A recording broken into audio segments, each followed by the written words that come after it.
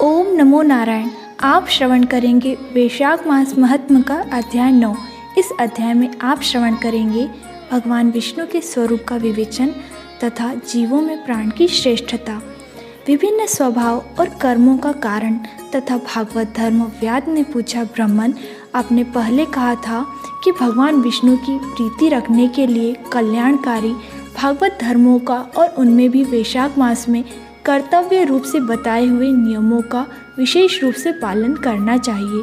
वे भगवान विष्णु कैसे हैं, उनका क्या लक्षण है, उनकी सत्ता में क्या प्रमाण है तथा वे सर्वव्यापी भगवान किनके द्वारा जानने योग्य हैं। वैष्णव धर्म कैसे है और किससे भगवान श्री हरि प्रसन्न होते हैं। महामते, मैं आपका किंकर हूँ, कृपया आप मुझे यह सब कुछ बातें बतलाइए। व्याध के इस प्रकार पूछने पर शंख ने रोग शोक से रहित संपूर्ण जगत के स्वामी भगवान नारायण को प्रणाम करके कहा, व्याध, भगवान विष्णु का स्वरूप कैसा है यह सुनो। भगवान समस्त शक्तियों की आश्रय, संपूर्ण गुणों की निधि तथा सबके ईश्वर बताए गए हैं। वे निर्गुण, निष्कल तथा अनंत हैं। सत्य, चित्त और आनंद यही उनका स्वरूप है। यह जो अखिल चराचर है अपने अधीश्वर है और उनके आश्रय के साथ नियत रहता है। पुनरावृत्ति तथा नियमन उनसे ही होते हैं। प्रकाश, बंधन, मोक्ष और जीविका, इन सब की प्रवृत्ति जहाँ से होती है वे भी ब्रह्मा नाम से ही प्रसिद्ध भगवान विष्णु ही हैं। वे ही विद्वानों के सामान्य सर्वव्यापी परमेश्वर हैं। ज्ञानी पुरुषों ने उन्हीं को साक्षात पर ब्रह्म कहा है। वेद, शास्त्र, स्मृति, पुराण, इतिहास, पंचरात्र और महाभारत सब विष्णु स्वरूप हैं, विष्णु के ही प्रतिपादक हैं। इन्हीं के द्वारा महाविष्णु जानने योग्य हैं। वेद, वैद्य, सनातन देव भगवान नारायण को कोई इंद्री से यानी कि प्रत्यक्ष प्रमाण द्वारा, अनुमान से और तर्क से भी नहीं जान सकता है। उन्हीं के दिव्य जन्म, कर्म तथा गुणों को अपनी बुद्धि के अनुसार जानकर उनके अधीन रहने वाले जीव समूह सदा मुक्त होते हैं। यह संपूर्ण जगत प्राण से उत्पन्न हुआ है, प्राण स्वरूप है, प्राण रूपी सूत्र में पिरोया हुआ है तथा प्राण से ही चेष्टा करता है। सबका आधारभूत यह सूत्रात्मक प्राण ही विष्णु है, ऐसा विद्वान पुरुष कहते हैं। व्याध ने पूछा, ब्राह्मण, जीवों का यह सूत्रात्मक प्राण सबसे श्रेष्ठ किस प्रकार है। शंख ने कहा, व्याध, पूर्व काल में सनातन देव भगवान नारायण ने ब्रह्मा आदि देवताओं की सृष्टि करके कहा, देवताओं, मैं तुम्हारे सम्राट के पद पर ब्रह्मा जी की स्थापना करता हूँ। यही तुम सबके स्वामी हैं। अब तुम लोकों में जो सबसे अधिक शक्तिशाली हो उसे तुम स्वयं ही युवराज के पद पर प्रतिष्ठित करो। भगवान के इस प्रकार कहने पर इंद्र आदि सब देवता आपस में विवाद करते हुए कहने लगे, मैं युवराज बनूंगा, मैं युवराज बनूंगा। किसी ने सूर्य को श्रेष्ठ बताया और किसी ने इंद्र को, तो किसी की दृष्टि में कामदेव ही सबसे श्रेष्ठ थे। कुछ लोग मौन ही खड़े रहे। आपस में कोई निर्णय होता न देखकर वे भगवान नारायण के पास पूछने के लिए गए और प्रणाम करके हाथ जोड़कर बोले, महाविष्णु, हम सब ने अच्छी तरह विचार कर लिया, किंतु हम सब में श्रेष्ठ कौन है अभी तक हम किसी प्रकार निश्चय न कर सके। अब आप ही निर्णय कीजिए। तब भगवान विष्णु ने हंसते हुए कहा, इस विराट ब्रह्मांड रूपी शरीर से जिसके निकल जाने पर वह गिर जाएगा और जिसके प्रवेश करने पर पुनः उठकर खड़ा हो जाएगा, वही देवता सबसे श्रेष्ठ है। भगवान के ऐसा कहने पर सब देवताओं ने कहा, अच्छा ऐसा ही हो। तब सबसे पहले देवेश्वर जयंत विराट शरीर के पैर से बाहर निकला। उसके निकल जाने पर शरीर को लोग पंगु कहने लगे, परंतु शरीर गिर न सका। यद्यपि वह चल नहीं पाता था तो भी सुनता, पीता, बोलता, सूंघता और देखता हुआ पूर्ववत स्थिर रहा। तत्पश्चात गुह देश से दक्ष प्रजापति निकलकर अलग हो गए। तब लोगों ने उन्हें नपुंसक कहा, किंतु उस समय भी वह शरीर गिर न सका। उसके बाद विराट शरीर के हाथ से सब देवताओं के राजा इंद्र बाहर निकले। उस समय भी शरीर पात नहीं हुआ। विराट पुरुष को सब लोग हस्तहीन यानी कि लूला कहने लगे। इस प्रकार नेत्रों से सूर्य निकले। तब लोगों ने उसे अंधा और काना कहा। उस समय भी शरीर का पतन नहीं हुआ। तदंतर नासिका से अश्विनी कुमार निकले, किंतु शरीर नहीं गिर सका। केवल इतना ही कहा जाने लगा कि वह सूंघ नहीं सकता। कान से अधिष्ठास्त दिव्य दिशाएं निकली। उस समय लोग उसे बधिर कहने लगे, परंतु उसकी मृत्यु नहीं हुई। तत्पश्चात जीहा से वरुण देव निकले। तब लोगों ने यही कहा कि यह पुरुष रस का अनुभव नहीं कर सकता, किंतु देहपात नहीं हुआ। तदंतर वाक इंद्रियों से उसके स्वामी अग्निदेव निकले। उस समय उसे गूंगा कहा गया, किंतु शरीर नहीं गिरा। फिर अंतःकरण से बोध स्वरूप रुद्र देवता अलग हो गए। उस दशा में लोगों ने उसे जड़ कहा, किंतु शरीरपात नहीं हुआ। सबके अंत में उस शरीर से प्राण निकला। तब लोगों ने उसे मरा हुआ बतलाया। इससे देवताओं के मन में बड़ा विस्मय हुआ। वे बोले, हम लोगों में से जो इस शरीर में प्रवेश करके इसे पूर्ववत उठा देगा, जीवित कर देगा, वही युवराज होगा। ऐसी प्रतिज्ञा करके सब क्रमशः उस शरीर में प्रवेश करने लगे। जयंत ने पैरों में प्रवेश किया, किंतु वह शरीर नहीं उठा। प्रजापति दक्ष ने गुह इंद्रियों में प्रवेश किया, फिर भी वह शरीर नहीं उठा। इंद्र ने हाथ में, सूर्य ने नेत्रों में, दिशाओं ने कान में, वरुण देव ने जीहा में, अश्विनी कुमारों ने नासिका में, अग्नि ने वाक इंद्रियों में तथा रुद्र ने अंतःकरण में प्रवेश किया, किंतु वह शरीर नहीं उठा। सबके अंत में प्राण ने प्रवेश किया। जब वह शरीर उठकर खड़ा हो गया, तब देवताओं ने प्राण को ही सब देवताओं में श्रेष्ठ निश्चित किया। बल, ज्ञान, धैर्य, वैराग्य और जीवन शक्तियों में प्राण को ही सर्वाधिक मानकर देवताओं ने उसी को युवराज पद पर अभिषिक्त किया। उस उत्कृष्ट स्थिति के कारण प्राण को उक्त कहा गया। अतः समस्त चराचर जगत प्राणात्मक है। जगदीश्वर प्राण अपने पूर्ण एवं बलशाली अंशों द्वारा सर्वत्व परिपूर्ण है। प्राणहीन जगत का अस्तित्व ही नहीं है। प्राणहीन कोई भी वस्तु वृद्धि को प्राप्त नहीं होती। इस जगत में किसी भी प्राणहीन वस्तु की स्थिति नहीं है। इस कारण प्राण सब जीवों में श्रेष्ठ, सबकी अंतरात्मा और सर्वाधिक बलशाली सिद्ध हुआ। इसलिए प्राणोपासक प्राण को ही सर्वश्रेष्ठ कहते हैं। प्राण सर्वदेवात्मक है। सब देवता प्राणमय हैं। यह भगवान वासुदेव अनुगामी तथा सदा उन्हीं में स्थित हैं। मनीषी पुरुष प्राण को महाविष्णु का बल बतलाते हैं। महाविष्णु के महात्मा और लक्षण को इस प्रकार जानकर मनुष्य पूर्व बंधन का अनुसरण करने वाले अज्ञानमय लिंग को उसी प्रकार त्याग देते हैं, जैसे सर्व पुरानी केशलू को लिंग देह का त्याग करके वह परम पुरुष अनामय भगवान नारायण को प्राप्त होता है। शंख मुनि की कही हुई यह बात सुनकर व्यास ने पूछा, ब्राह्मण, यह प्राण जब इतना महान, प्रभावशाली और इस संपूर्ण जगत का गुरु एवं ईश्वर है, तब लोक में इसकी महिमा क्यों प्रसिद्ध नहीं है? शंख ने कहा, पहले की बात है, प्राण अश्वमेघ यज्ञों द्वारा अनामय भगवान नारायण का यजन करने के लिए गंगा के तट पर प्रसन्नता पूर्वक गया। अनेक मुनिगणों के साथ उसने फलों के द्वारा पृथ्वी का शोधन किया। उस समय वहाँ समाधि में स्थित हुए महात्मा गणों बाम्बी की मिट्टी में छुपे हुए बैठे थे।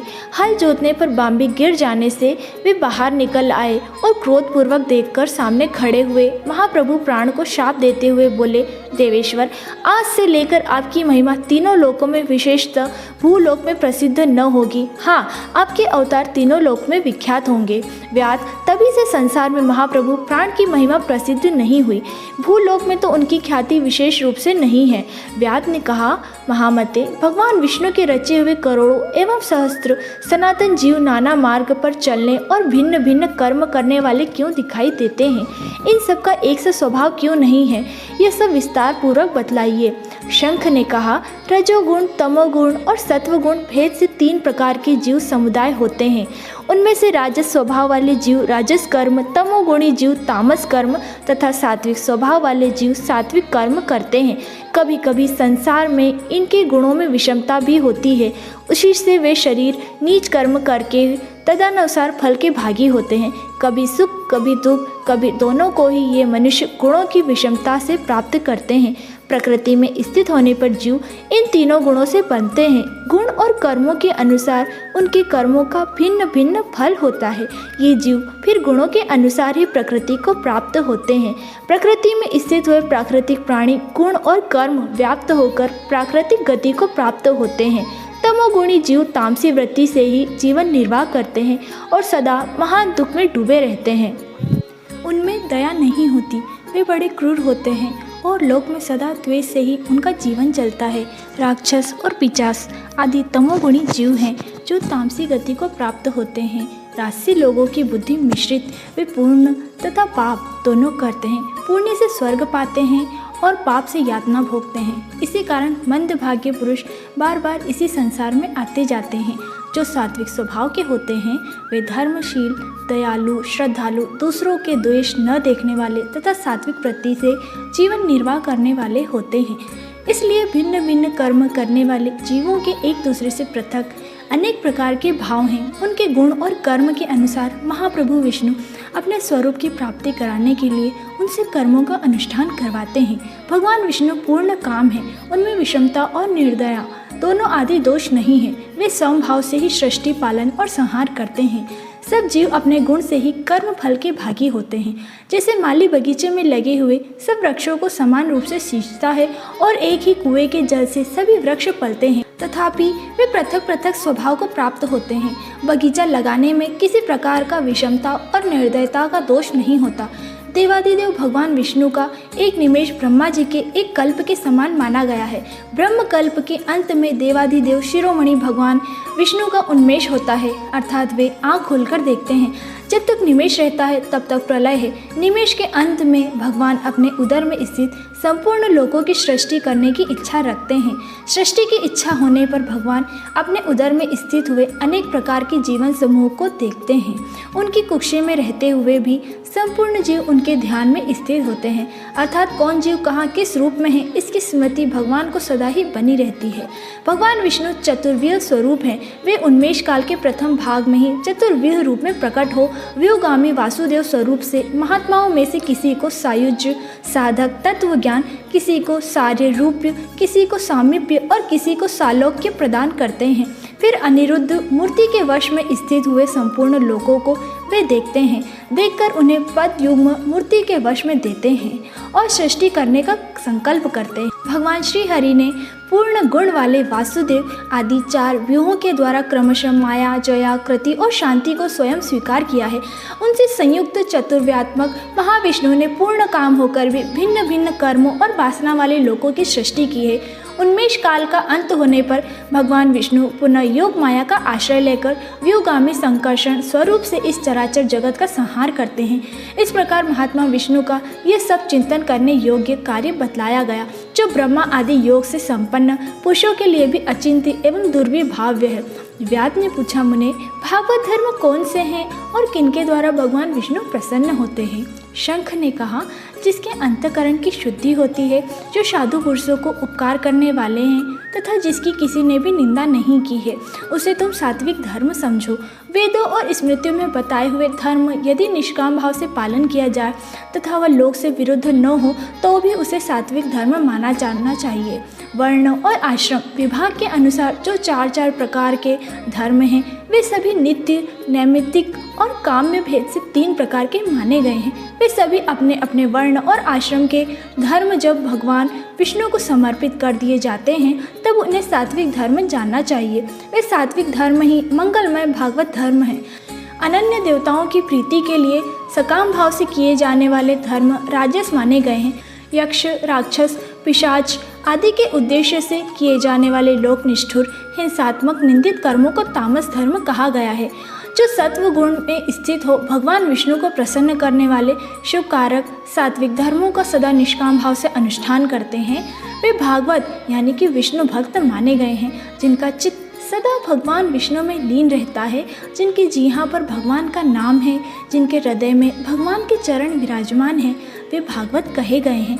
जो सदाचार परायण, सबका उपकार करने वाले और सदैव ममता से रहित हैं, वे भागवत माने गए हैं। जिनका शास्त्र में, गुरु में और सत्कर्मों में विश्वास है तथा जो भगवान विष्णु के भजन में लगे रहते हैं, उन्हें भागवत कहा गया है। उन भगवत भक्त महात्माओं को जो धर्म नित्य मान्य है, जो भगवान विष्णु को प्रिय है तथा वेद और स्मृतियों में जिनका प्रतिपादन किया गया है, वे ही सनातन धर्म माने गए हैं। जिनका चित्त विषयों में आसक्त है, उनका सब देशों में घूमना, सब कर्मों को देखना और सब धर्मों को सुनना कुछ भी लाभकारक नहीं है। साधु पुरुषों का मन साधु महात्माओं के दर्शन से पिघल जाता है। निष्काम पुरुषों द्वारा श्रद्धापूर्वक जिनका सेवन किया जाता है तथा जो भगवान विष्णु को सदा ही प्रिय हैं, वे भागवत धर्म माना गया है। भगवान विष्णु ने क्षीर सागर में सबके हित की कामना से भगवती लक्ष्मी जी को दही से निकाले हुए मक्खन की भांति सब शास्त्रों के सारभूत वैशाख धर्म का उपदेश दिया है। जो दंभ रहित होकर वैशाख मास के व्रत का अनुष्ठान करता है, वह सब पापों से रहित हो सूर्य मंडल को भेद कर भगवान विष्णु के योगी दुर्लभ परम धाम को जाता है।